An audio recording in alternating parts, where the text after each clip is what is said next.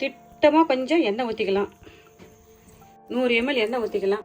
பொடியாக நறுக்கி வச்சா பூண்டு சேர்த்துக்கலாம். நம்ம பூண்டு பச்சை மிளகாய் சேர்த்துக்கலாம்.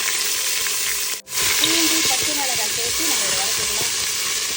பொடியாக நறுக்கி வச்சா வெங்காயத்தை போட்டு அப்படியே வதங்கிட்டு வெங்காயம்லாம் சேர்த்து நம்ம வதக்கிறத கொஞ்சம் அழகாக வதக்கிட்டோம். ஒரு பெரிய சைஸ் தக்காளி பழம், ஒரு தக்காளி பழத்தை சேர்த்து நாம் நல்லா அழகாக இதை வதக்கிட்டோம். அழகாக இது வதங்கிட்டோம். மிளகாய் தூள் நானும் ஒரு 1/2 ஸ்பூன் சேர்த்துக்கேன். மிளகாய் தூள் சேர்த்து நம்ம இதை அழகாக கலந்துக்கலாம். தூள் பச்சை வாசனெல்லாம் இது நம்ம வதக்கத்துலேயே போயிடணும். அதுக்கு உப்பு ஸ்பூன் உப்பு சேர்த்துக்கலாம். 2 பூ அழகாக நான் பொடியாக நறுக்கி வச்சுக்கிறேன். நறுக்கி வச்சுக்கிறேன். அதை நம்ம இதில் சேர்த்துக்கலாம். அப்படியே எல்லாமே இந்த மசாலா போடுறவே நம்ம கலரி விட்டுலாம். அழகாக நம்ம இதை கிளறி விட்டுக்க வேண்டியதான். ரொம்ப சத்துங்க இது. வாரத்துக்கு 2 நாள் சேர்த்துங்க. போட்டு வதக்கிடணும். அவ்வளோதான். நல்லா எந்த அளவுக்கு அப்படியே கைவிடாத வதக்குறோமோ அந்த அளவுக்கு இது வதங்கினா போதும். இதில் இருக்கிற உப்பு காரம் எல்லாம் இந்த புரோக்கோலியில் ஏறிடும்.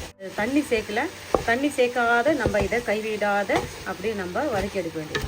இதமான அனலில் இது நல்லா அழகாக நம்ம வதக்கி எடுக்கலாம். தண்ணி சேர்க்காத மூடி போட்டு 2 நிமிஷம் வேக வச்சு எடுக்கலாம். நான் தண்ணியில் சேர்க்கிறேன். தண்ணி சேர்க்காத வேக வச்சா தான் இதோட டேஸ்ட் தெரியும். இது தண்ணி உடச்சி எடுத்துக்கலாங்க. 2 முட்டை சேர்த்துக்கலாம். 2 முட்டை சேர்த்து இதை கலந்துக்கலாம். முட்டையை சேர்த்துட்டு நம்ம அழகாக இதை கலந்துக்கலாம். என்ன பண்ணிச்சுன்னா மிளகுத்தூள் 1 ஸ்பூன் சேர்த்துக்கிறேன். எல்லாம் செஞ்சு வச்சுக்கிறேன். கொஞ்சம் கொத்தமல்லி சேர்த்துக்கிறேன். அவ்வளவுதான். முட்டை, மிளகுத்தூள், தேங்காய், கொத்தமல்லி சேர்த்து இது நல்லா அழகாக கலந்துக்கலாம். ரொம்ப ஹெல்த்தியான ஆரோக்கியமான ஒரு சூப்பரான நம்ம வடித்து வச்ச சாதத்தை நம்ம சேர்த்துக்கிறோம். நல்லா வேக வைக்கல. ஒரு 80 வரைக்கும் வேக வச்சுக்கிறேன். வேக வச்ச பசுமதி ரைஸை நம்ம இதில் போட்டு நம்ம இதை கலந்துக்கலாம். இது கூட 1 டேபிள் ஸ்பூன் அளவுக்கு நெய் சேர்த்துக்கலாம். இது கூட கொஞ்சம் நெய் சேர்த்து இதை கலந்து எடுத்துக்கலாம். 1/2 ஸ்பூனு கிரீன் சில்லி சாஸ் சேர்த்துக்கிறோம். சோயா சாஸ் சேர்த்துக்கிறோம். 1 ஸ்பூனு மிளகுத்தூள் சேர்த்துக்கிறோம். ஸ்ப்ரிங் ஆனியன் சேர்த்துக்கிறோம். சேர்த்துட்டு எல்லாத்தையும் சேர்த்துட்டு அழகு பண்ணிக்கலாம். சில்லி சாஸு, கொஞ்சம் பெப்பரு, கொஞ்சம் சோயா சாஸ், கொஞ்சம் ஸ்ப்ரிங் ஆனியன், கொத்தமல்லி சேர்த்துக்கிறோம். இதில் இருக்கிற உப்பு, காரம், மசாலா எல்லாம் உங்கள் விருப்பப்படி இருக்கணும். இதில் எதனா ஒன்று உங்களுக்கு உடம்பு கொத்துக்கணும், தயவுசெய்து சேர்த்துக்காதீங்க. வாங்க சாப்பிட்டு பார்க்கலாமா?